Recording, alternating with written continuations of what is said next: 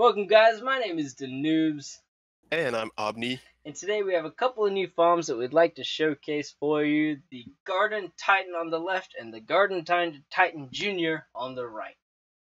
These farms' designs were inspired by Tangotech's Iron Titan. But the concept for how the farms work comes from my cactus-powered sugarcane farm, which uses observer blocks observing the growth of the crops to harvest the crops around them.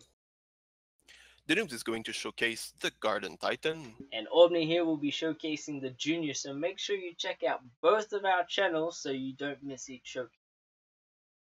We're going to release a tutorial for each of these farms, so be sure to check out the description for the straw poll to decide which tutorial you want to see first. Okay guys, here we go. Okay guys, here it is, the Garden Titan. I'm going to keep this short and simple because it is like 40 degrees in my room where I'm recording and it is unbearable. The rates on this farm are absolutely mental, over 8,000 items per hour. I almost said minute, that'd be crazy. 8,000 items per hour. That is about 1,000 sugarcane, 350 cactus, 1,000 pumpkins, 4,500 melon slices, which is 500 melons after you craft them, 300 wheat in the middle there, 500 potatoes, and 500 carrots. The farm, like we said in the intro, was styled kind of off of Tangotech's Iron Titan. We have a very long farm up in the air with a central drop chute, which you could run all the way to the ground for collection if you so wish. Collection for this as well is completely up to you. We've decided to do it this way. You can do it any way you like.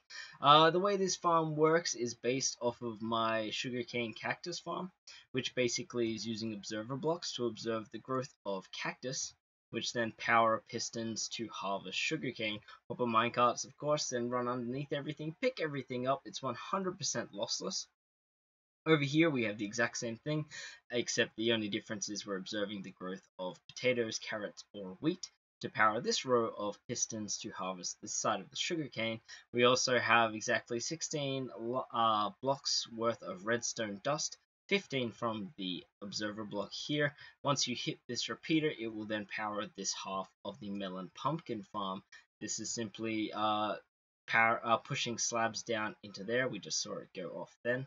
And hopper minecarts, which will then also harvest the wheat from the center there, will then pick up all of those drops. Same things going on here. The observers observe the wheat, harvest this farm, and harvest this sugarcane. And then, of course, on the carrots, the exact same thing. We're harvesting this melon pumpkin farm and the sugarcane. It's completely mirrored on the other side here, so the same thing that's happening over here is of course happening over there. The fun thing with this farm, if you want to go absolutely nuts, look out for this on the lake potentially in the new season.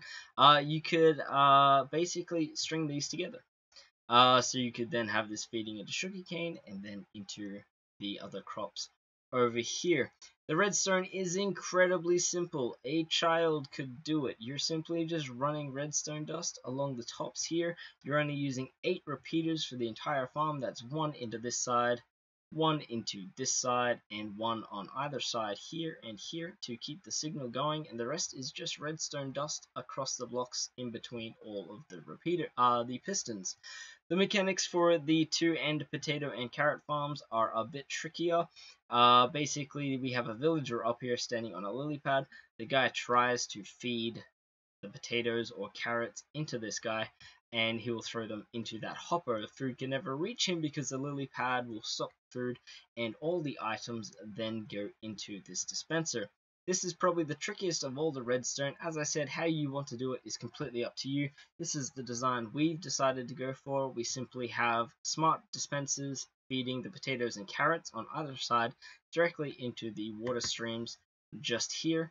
They then go into the central chute. We also have hopper minecart drop-off systems. This is collecting the watermelons, pumpkins, and wheat, and they will then go into another smart dispenser and feed directly into the water lines. And on the other side, all the way over here, we have another 2 drop-off hopper minecart drop-off sections. These are collecting the sugarcane and the cactus from both sides, feeding into these dispensers along with this hopper chain, which feeds into the dispenser there. from the carrot farm, and that will just feed everything directly into the center there. Now, a couple of things with this farm. There were a few things that we really wanted to make sure we got right with this, and that was villager despawn and loss. Now, villagers, if you've ever worked with them before, you will know just how frustrating they are. If we hit F3 and G, you'll notice that every one of the farms in the center here sit within their own chunk border. Now this means that this villager here, he can never cross a chunk border. If you were to unload these chunks while he was crossing a chunk border, he may despawn. It's just a tiny bit of a glitch in Minecraft, and there's not a lot that can be done with it. I would also recommend building at about this height here a roof that covers the entire length of from here sort of all the way across the entirety of the 3 crops here. This is prevent lightning strikes from damaging and killing your villager. He will need replacing. I haven't done that for the showcase here due to the fact that, you know, I don't have clear glass textures on at the moment, and it makes it a bit difficult to see everything. So that is that for the reasoning behind that. The other bonus for that is it also makes it really easy to measure this farm out. Just chunk, 5 chunks in total. Line a redstone up, put your pistons across it. Guys, this farm is super simple, and you build this on your single player world or your server, and you're not going to have to worry about any of these crops ever again. Plenty of pumpkins and melons and the crops for villager trading, sugarcane for fireworks, and cactus because, well, they're an easy crop to get dispensers to work, and you never know how much cactus you need. You could of course do something else here if you don't want to. That's what that farm focuses a little bit more on, so make sure you check out aubni showcase for the Garden Junior. We have a new name picked out for that, so we're not sticking with that. That'll probably be revealed during the tutorial. Speaking of tutorials, there will be a tutorial for the Garden Titan here, and there will also be a tutorial for the Junior over there. But you guys have to decide which one you want to see first. So down in the description, like we mentioned earlier, there is a straw poll.